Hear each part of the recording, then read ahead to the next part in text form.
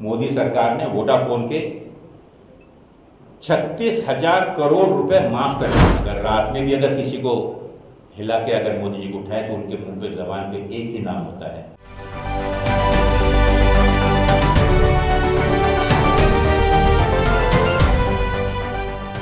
आज पटना के सदाकत आश्रम कहें तो कांग्रेस कार्यालय में बड़ी बैठक हुई। नमस्कार, स्वराज पोस्ट में आपका स्वागत है। मैं वेद सिंह।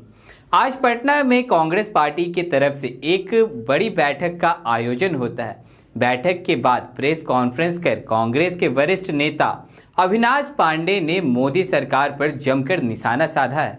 साथ ही चुनाव आयोग पर भी गंभीर आरोप लगाए हैं। वहीं कांग्रेस नेता ने बाबा रामदेव और वोडाफोन पर भी बड़े सवाल खड़ा किए हैं। सुनिए क्या कुछ बोल रहे हैं कांग्रेस नेता। पतंजलि उनकी कंपनी है, आप जब जानते हैं, रामदेव बाबा जी को आप जानते हैं।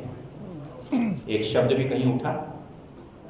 एक दूसरा उदाहरण बता दो, मोदी सरकार ने वोडाफोन के 36,000 करोड़ रुपए माफ कर दिए। 36,000 करोड़ रुपयों को माफ किया गया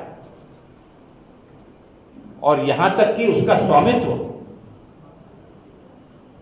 भी हाथों में ले लिया,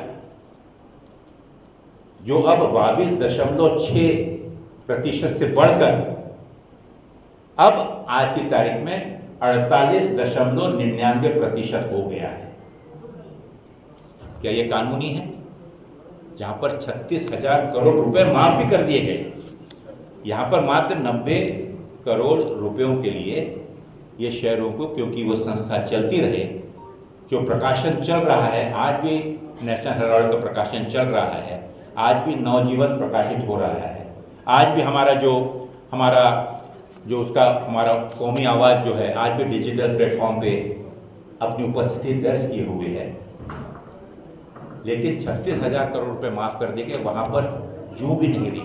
फ्री होल्ड प्रॉपर्टी है संस्था की, उसके अलावा लीज होल्ड प्रॉपर्टी जिसमें से 1 इंच भी आप नहीं बेच सकते। ये उसकी बिल्कुल प्राथमिक कंडीशन है, उसका प्राथमिक उसकी अंडरस्टैंडिंग, सबसे पहला उसका नियम।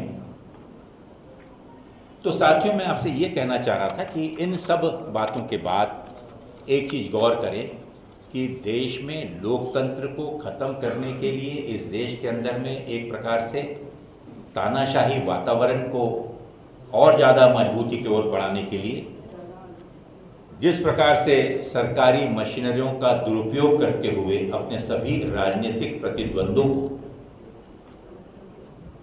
डराने के लिए, धमकाने के लिए, और आप सब जानते हैं कि आज की तारीख में माननीय मोदी जी हों या भारतीय जनता पार्टी का कोई भी नेता हो, अगर रात में भी अगर किसी को हिला के अगर मोदी जी को उठाए तो उनके मुंह पे जबान पे एक ही नाम होता है, और वो नाम क्या है?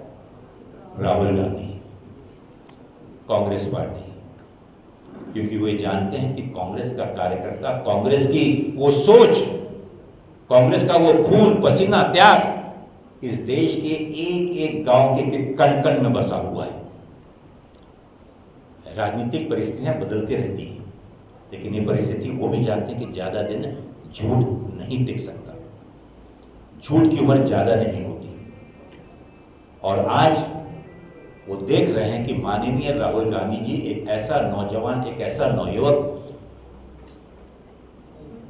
जिसके ऊपर दसों प्रकार का दबाव तंत्र, आतंक करने का डर, सब प्रकार से कोशिश कर रहे हैं, लेकिन तस से मस ना होते हुए सच्चाई के मार्ग पर जनता की आवाज को लेकर, जनता की भावनाओं को लेकर, सिर्फ पार्लियामेंट में बैठकर नहीं, ना ही सिर्फ जनसामान्य जो हमारी रैलियां होती हैं या जन संबोधन होते हैं, लेकिन कन्याकुमारी से कश्मीर तक और मणिपुर से मुंबई तक 10,700 किलोमीटर से भी ज्यादा की यात्रा जो व्यक्ति लाखों कार्यकर्ताओं के साथ जन भावनाओं को साथ में लेते हुए, और ओबीसी समाज के वो लोग जो आज अपने आप को ठगा महसूस कर रहे हैं, अगर उनकी आशा और उम्मीद बनकर जो व्यक्ति ने अपने आप को एक तपस्या के रूप में आंधी, तूफान, बर्फबारी, बरसात, हर प्रकार के मौसम में बिना रुके जो चलता रहा, निश्चित रूप से इस देश की जनता ने उसे अपने दिल में तो बैठाला है। तो चलिए और भी ऐसे तमाम खबरों का सिलसिला इसी प्रकार बना रहेगा स्वराज पोस्ट पे। अपनी प्रतिक्रिया को हमारे कमेंट बॉक्स में जरूर साझा करें। धन्यवाद।